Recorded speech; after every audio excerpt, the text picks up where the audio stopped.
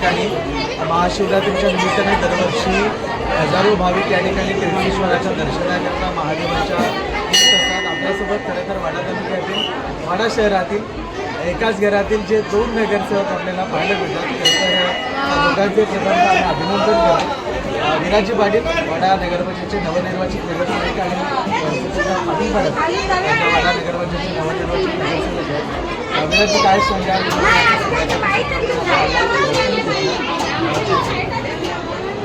श्री क्षेत्र तीर्थेश्वर सालाबादप्रमाणे होणाऱ्या या महाशिवरात्रीच्या दिवशी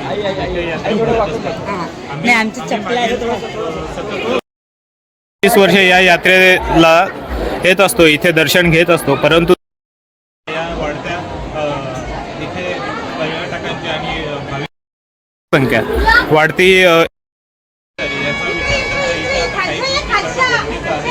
उदाहरणार्थ इथे प्रशासनाने थोडं लक्ष देणं गरजेचं आहे. नक्कीच त्यामध्ये भविष्यात आपण पुढे त्याच्या सूचना करून इथे बदल घडवण्याचा नक्कीच प्रयत्न करू.